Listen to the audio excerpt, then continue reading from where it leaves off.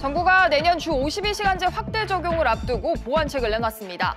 50에서 299인 사업장에 대해서도 계도 기간을 충분히 부여하고 또 일시적으로 업무량이 급증할 경우에는 특별 연장 근로를 허용하기로 했습니다. 정부가 부동산 시장 과열 시 분양가 상한제 적용 지역을 추가로 지정하겠다고 밝혔습니다. 형법 증여나 대출 등 시장 교란 행위에 대한 중간 조사 결과도 이르면 이달 말에 내놓을 방침입니다. 준법투쟁 나흘째를 맞은 전국철도노동조합이 모레부터는 무기한으로 총파업에 들어갑니다. 여객과 화물열차가 최대 70%가량 운행을 감축해서 교통 혼란이 예상됩니다. 네이버의 일본 자회사 라인과 일본 포털 업체 야후 재판이 통합됩니다. 네이버와 소프트뱅크는 50대 50의 조인트 벤처를 만들어서 통합회사인 Z홀딩스의 공동 최대 주주가 될 전망입니다. 이상 이 시각 주요 뉴스입니다.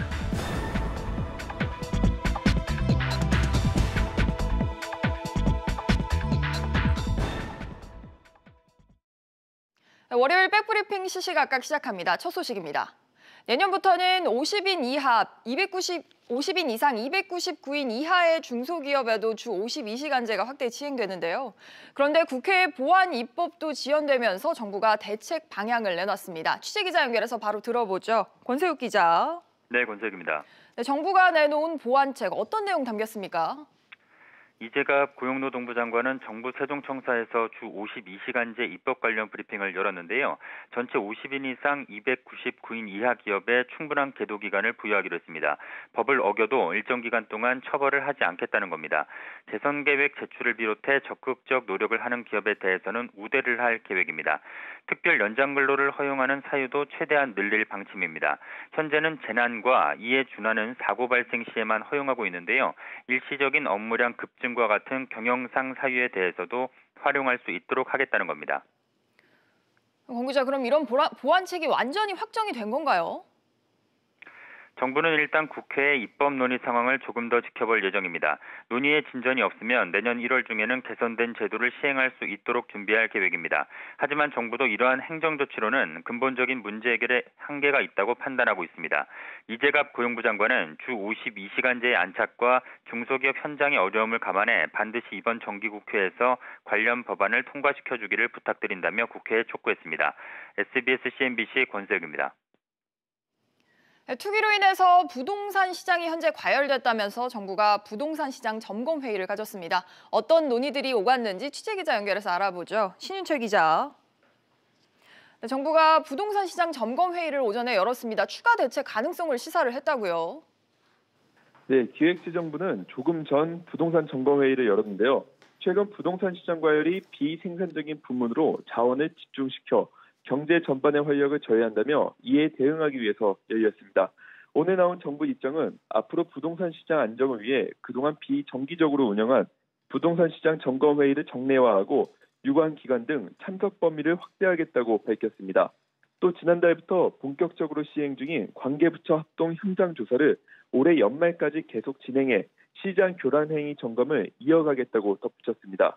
또 자금 조달 계획서 현장 점검 등을 통해 이에 여기서 발견된 편법 증여 등 위법 행위 의심 거래 등에 대해서는 국세청, 금융위 등 관계기관에 즉각 통보하는 등 엄정 대응할 것이며 이와 관련된 중간 조사 결과를 이르면 이달 말에 발표하겠다고 설명했습니다. 정부가 이렇게까지 대응에 나선 거 다 이유가 있죠? 네, 우선 이달 초 발표된 분양가 상한제에 대한 시장의 불만이 나오면서 이에 대해서 설명하기 위한 측면이 있습니다. 정부는 일부 재건축 단지의 높은 분양가가 투기 수요를 유발하고 주변 아파트 가격을 함께 올려 서민들의 내 집 마련 꿈을 멀어지게 한다며 이번 분양가 상한제 적용이 불가피하다는 입장을 밝혔습니다. 또 적용 지역도 명확한 기준에 따라 지정된 것이고 다만 거시경제 여건을 감안해 동 단위의 핀셋 지정이 된 것이라고 설명했습니다. 또 실수요자 보호, 투기 근절, 맞춤형 대책이라는 3대 원칙을 바탕으로 주택 실수요자를 보호하되 시장 불안에 대해서는 엄정 대응하겠다는 입장을 유지할 것이고 만약 부동산 시장 과열이나 불안 조짐이 있다면 분양가 상한제 적용 지역 추가 지정을 검토하겠다고 말했습니다. SBS CNBC 신윤철입니다. 철도노조가 예고한 무기한 총파업이 바로 이틀 앞으로 다가왔습니다. 지난주부터 돌입한 준법 투쟁은 내일까지 이어진다고 하는데요. 이 소식도 취재기자 연결해서 알아보겠습니다. 김한진 기자. 네, 김한진입니다. 철도노조가 지금 법의 테두리 안에서 투쟁 활동을 이어가고 있는데 그동안 열차 운행 얼마나 차질이 있습니까? 네, 철도노조의 준법 투쟁으로 어제 서울역과 용산역에서 출발하는 무궁화호 10대가 적게는 20분에서 많게는 1시간 25분가량 지연 출발했습니다. 앞서 토요일에는 부산역 출발 KTX 9대가 최대 54분 늦게 출발했고 또 서울역과 용산역에서 출발하는 무궁화호 32대가 최소 20분에서 최대 1시간 46분 지연됐습니다. 이 같은 영향에 지난 15일부터 시작한 각 대학, 대입 수시 전형에 응시하는 수험생들을 중심으로 불편을 호소하는 목소리가 높아지기도 했습니다. 준법 투쟁은 내일까지 이어집니다. 준법 투쟁이 끝나면 그럼 곧바로 총파업에 돌입을 하는 거죠? 그렇습니다. 철도노조는 수요일부터 무기한 총파업에 들어갑니다. 지난 2016년 9월 74일 동안 이어졌던 장기 파업 이후 3년여 만인데요. 광역전철과 KTX, 새마을호 등 여객열차에 더해 화물열차 운행까지 적게는 30%에서 많게는 70% 줄어드는 만큼 출퇴근 교통과 물류 혼란이 불가피해 보입니다. 총파업에 들어가면 비상대체 인력이 동원되는데요.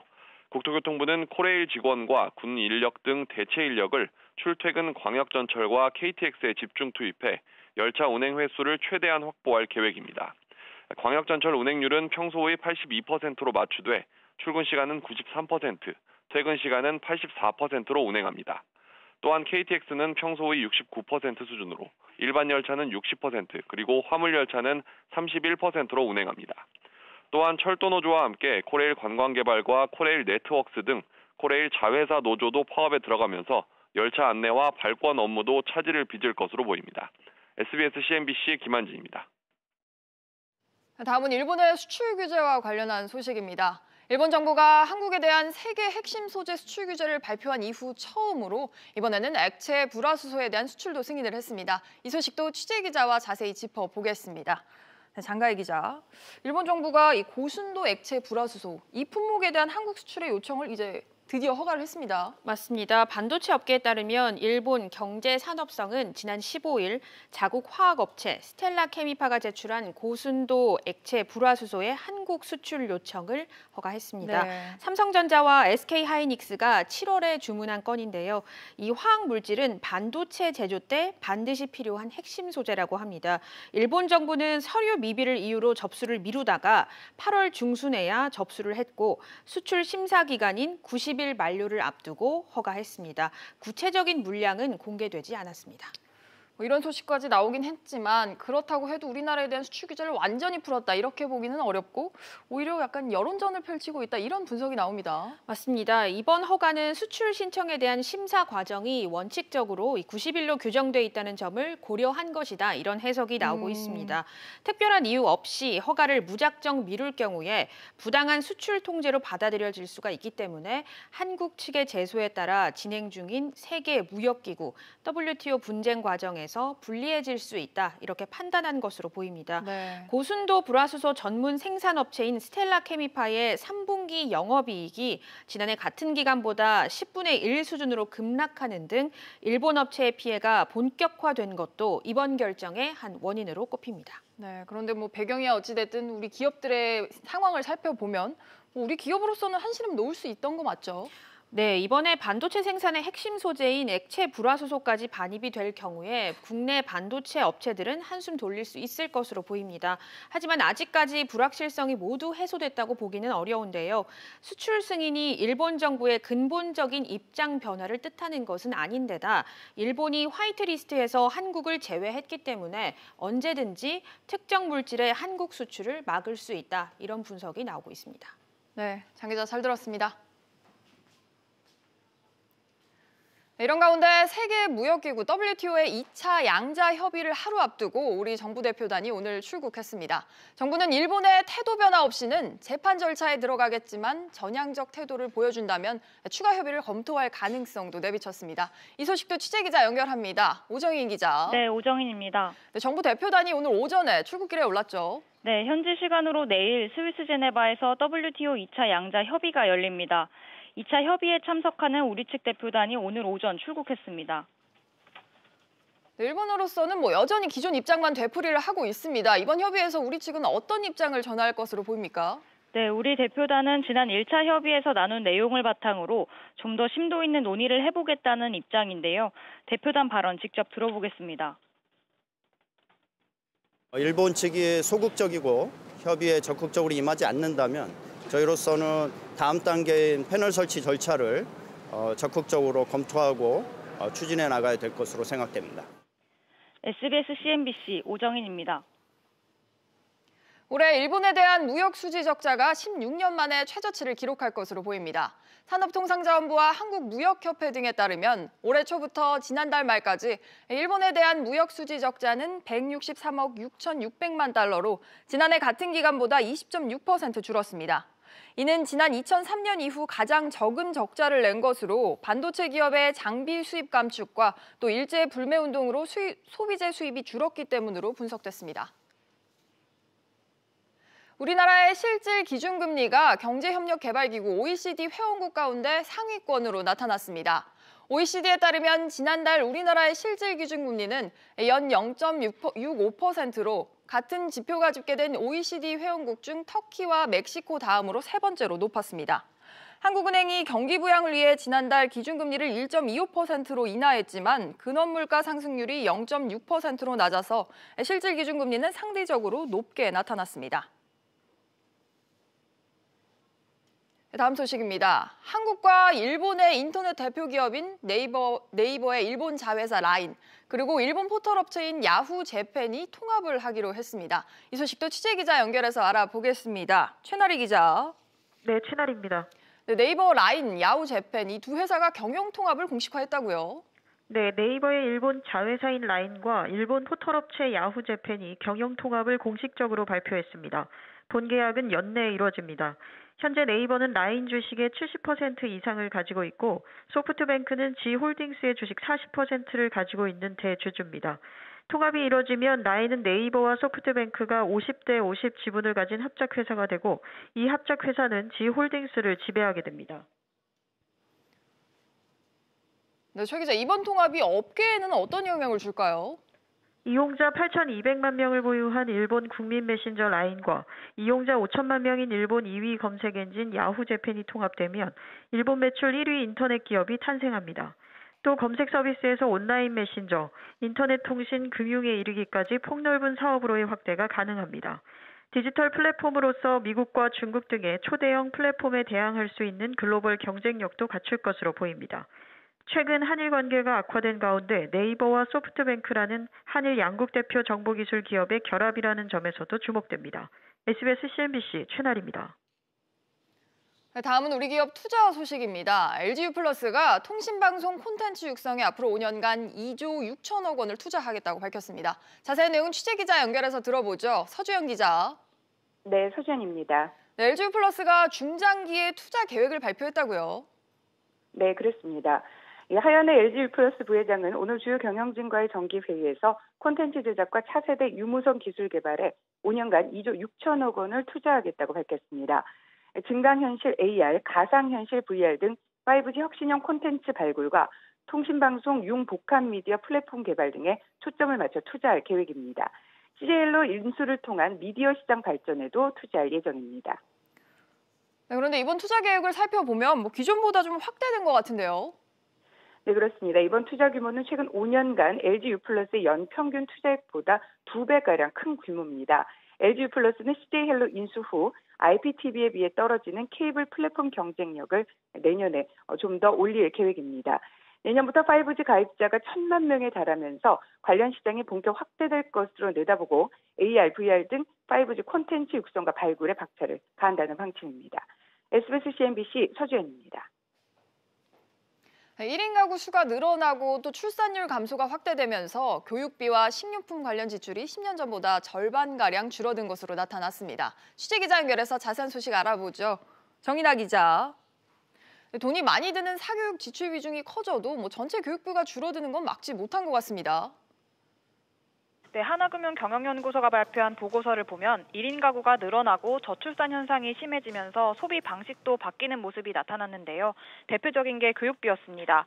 가계의 전체 소비 지출에서 교육비가 차지하는 비중이 10년 전인 2009년에는 13.8%였는데 지난해에는 7.2%로 절반가량이 줄어들었습니다.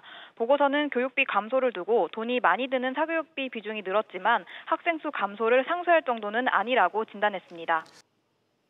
식생활과 관련된 소비 방식도 변화가 좀 있었죠.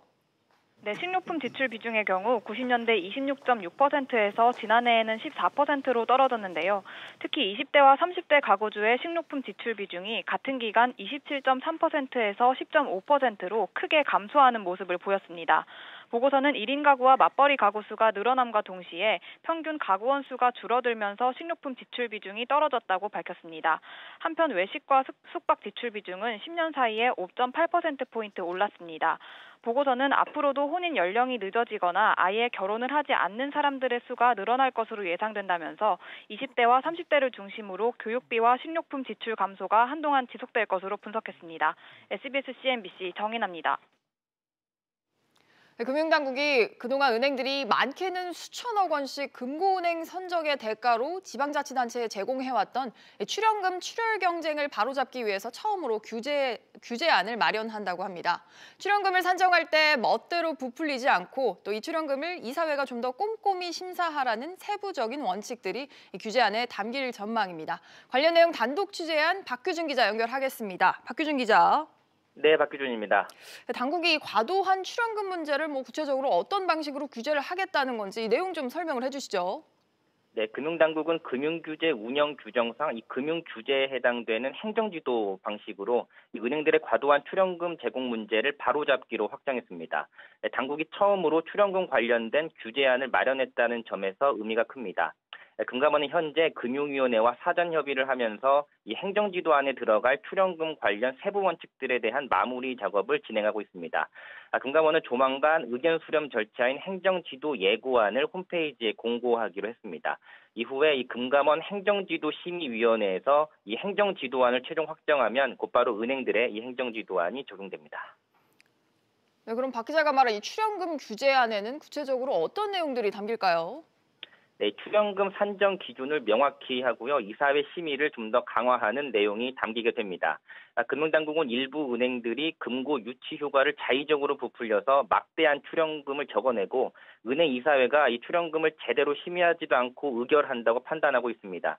금융당국 고위 관계자는 은행들이 금고 유치 효과를 엿가락처럼 늘리고 이 안건을 이사회에 바로 직전에 주는 경우가 있다면서 이사회에서 제대로 심의할 수 있게 기본적인 지침을 주재하는 게 핵심이라고 설명했습니다. 박 기자, 그런데 이게 굉장히 오래된 업계 관행이지 않습니까? 이거 도입하면 출연금 출연 경쟁을 막는 데는 좀 효과가 있을까요? 사실 이 행정지도라는 게 법령과는 달라서 은행들이 반드시 의무적으로 지킬 필요는 없습니다. 하지만 이 당국이 출연금 문제만을 별도의 행정지도안을 마련할 정도로 의지를 보이고 있는 데다가 은행들로서 이 행정지도안을 어기면 경영유예 같은 조치를 받을 수 있기 때문에 현재 깜깜이 출연금 산정과 심의에는 분명히 제동이 걸릴 것으로 보입니다. 다만 당국은 아예 이 출연금 액수 상한선을 정하는 게 가장 효과적인 대책이지만 이를 위해서는 은행법 자체를 바꿔야 되기 때문에 행정지도로 내부 통제를 강화하기로 선언했습니다. SBS CNBC 박규준입니다. 다음 소식입니다. 금융당국이 지난 6월에 금융사들의 일자리 기여도를 평가하겠다는 계획을 발표했었죠. 계획이 발표되자마자 관치금융 논란과 또 한 가지 은행들 줄 세우기라는 비판이 끊이지 않았습니다. 결국 5달 만에 결과물을 내놨는데 평가 자료라고 하기에는 단순 통계치에 불과하고 논란은 논란대로 일으키고 용두사미에 그쳤다는 지적이 끊이지 않고 있습니다. 이 소식도 취재기자 연결해서 알아보죠. 손석우 기자. 네, 손석우입니다. 네, 우선 어떤 평가 결과가 나왔는지부터 전해주시죠. 네, 금융위원회는 어제 금융환경 변화와 금융업 일자리 대응 방향이라는 제목으로 5달에 거친 금융권 일자리 평가 결과를 공개했는데요. 자료에 따르면 먼저 금융업 전체 취업자는 지난해 말 기준으로 83만 1,000명이었습니다. 1년 전보다 2만 3천 명 줄었고 3년 전과 비교하면 4만 1,000명 줄어든 것으로 나타나 금융업 전체의 일자리 창출 효과는 해가 갈수록 감소하는 추세입니다. 가장 관심이 높았던 은행권 일자리 창출 효과를 보면 지난해 말 기준 국내 은행들의 직접 고용수는 10만 1,000명으로 감소하는 추세를 나타냈습니다. 다만 시중은행과 지방은행의 신규 채용 숫자는 2017년 4,700여 명에서 지난해에는 6천 명으로 반등했습니다. 연관 산업 고용 인원까지 합산하면 은행권의 전체 고용 효과는 13만 2천 명에 달했습니다. 그런데 이런 분석 결과를 내놓고 금융당국이 변죽만 울렸다, 용두사미에 그쳤다 이런 비판이 나온다고요? 네, 금융위원회는 지난 6월에 일자리 중심 경제를 달성하는 데 있어 금융부문 역할을 강화하겠다며 금융회사의 일자리 기여도를 평가하겠다는 계획을 발표했습니다. 특히 은행들이 주요 평가 대상으로 떠올라 일자리를 매개로 은행들 줄 세우기라는 논란과 비판이 거셌는데요. 평가 방법에 있어서도 논란이 적지 않았습니다. 당초 금융위는 측정 방법으로 고용 유발 계수를 활용할 계획이었는데 정확한 통계 산출이 어렵다는 의견이 잇따라 제기되면서 고용 유발 계수 활용을 포기한 것으로 전해졌습니다. 결국 예정보다 석 달이 지난 11월 중순이 돼서야 평가 결과를 공개했지만 금융권 전체를 아우르는 단순 통계치가 대부분인데다 향후 일자리 통계를 보완하겠다며 금융위도 한 발 물러서는 모습을 보였습니다. 업계에서는 금융위의 일자리 기여도 평가가 애초부터 무리한 시도였다는 비판이 나오고 있습니다. SBS CNBC 손석우입니다. 다음은 건강 관련한 소식입니다. 올해 A형 간염 환자 수가 17,000명을 넘으면서 진료와 원인 분석도 예방 활동으로 보건당국과 의료계가 모두 분주하죠. 그런데 지금으로부터 10년 전에 A형 간염이 똑같이 유행을 했고 당시 예방 대책을 제대로 세웠다면 올해 유행은 막을 수도 있었다라는 연구 결과가 나왔다고 합니다. 취재기자 연결해서 알아보죠. 이광우 기자. 네, 이광우입니다. 먼저 A형 간염이 유행하는 근본적인 이유부터 한번 짚어봐야 될 것 같습니다. 네, A형 간염에 유독 취약한 계층이 있기 때문입니다. 국립암센터 연구팀에 따르면 10년 전 A형 간염 대유행 당시 원인은 1970년에서 1990년대생의 낮은 A형 간염 면역 수준이었습니다. A형 간염은 어릴 때 걸릴 경우 증상이 없거나 약해서 본인도 모르는 새 걸리고 항체가 생기는 경우가 많은데요. 비위생적인 환경에서 쉽게 걸리기 때문에 오히려 위생 환경이 좋은 선진국에선 따로 접종을 받아야 합니다. 그런데 이 예방접종은 90년대 이후에 보급돼 70년대부터 90년대생은 항체도 없고 접종도 많이 받지 않은 소위 취약계층으로 남았다는 겁니다. 그런데 이게 10년 전에 대유행을 했던 이유는 설명을 할 수 있지만 올해는 왜 그런 걸까요? 네, 10년 전에 당시 정책은 만 1세 미만의 접종을 늘려 50%인 접종률을 90% 수준으로 높이는 식으로 이뤄졌고 오히려 이 취약계층은 별다른 대책이 없었습니다. 그러니까 감염 취약계층이 지금까지도 A형 간염에 걸리고 있는 셈인데요. 당시에도 이들 성인계층에 적극적인 예방접종을 하는 게 가장 좋은 정책으로 제시됐지만 실행되지는 않았습니다. 연구팀은 지금이라도 대규모 따라잡기 백신 접종을 해야 문제를 해결할 수 있다고 지적했습니다. SBS CNBC 이광우입니다. 자동차 한 대 평균 가격이 3억 원이 넘는 슈퍼카 브랜드 람보르기니가 올해 130대가 팔렸다고 합니다. 경기가 불황이지만 오히려 초호화 자동차가 더 많이 팔리고 있습니다. 취재기자 연결해서 들어보죠. 윤지혜 기자. 네, 윤지혜입니다. 우리나라에서 람보르기니 차량의 판매량이 급등을 했다고요? 네, 산업통상자원부와 한국수입자동차협회는 지난달까지 국내에서 팔린 람보르기니 차량이 모두 130대라고 밝혔습니다. 지난해 같은 기간 8대 판매와 비교해 16배가량 증가한 건데요. 람보르기니는 차량 한 대 가격이 평균 3억 원에 달하는 초호화 브랜드입니다. 한 대에 4억이 넘는 롤스로이스도 올해 140대가 팔렸습니다. 네, 이렇게 초호화 또 초고가 자동차가 올해 유난히 많이 팔린 이유가 있을까요? 최근 부의 효과가 커지면서 초고가 차량 소비가 늘고 있다는 분석이 나옵니다. 부의 효과란 주식과 부동산 등 자산 가격이 높아지면서 소비도 늘어나는 현상을 뜻하는데요. 업계에서는 경기 불황에 양극화가 더 두드러진 걸로 분석했습니다. 관련해서 살펴보면 실제로 올해 우리 자동차 시장에서 또 눈에 띄는 특징이 비교적 고가인 SUV 또 친환경차의 약진이죠. 네, SUV와 친환경차 수출 호조에 자동차 수출 단가가 역대 최고 기록을 또 새로 썼습니다. 한국자동차산업협회에 따르면 3분기 자동차 수출 단가는 평균 16,384달러입니다. 지난 9월 팰리세이드, 코나, 리로 등 SUV 수출이 지난해보다 8.9% 증가했는데요. 전기차 수출은 무려 142.8% 늘었습니다. 이런 가운데 미국 자동차 전문지 카인 드라이버가 실시한 SUV 평가에서 기아차 텔루라이드와 현대차 팰리세이드가 각각 1위에 올랐습니다. SBS CNBC 윤지혜입니다. 월요일 오전 뉴스는 여기서 마칩니다. 시청해주신 여러분 고맙습니다.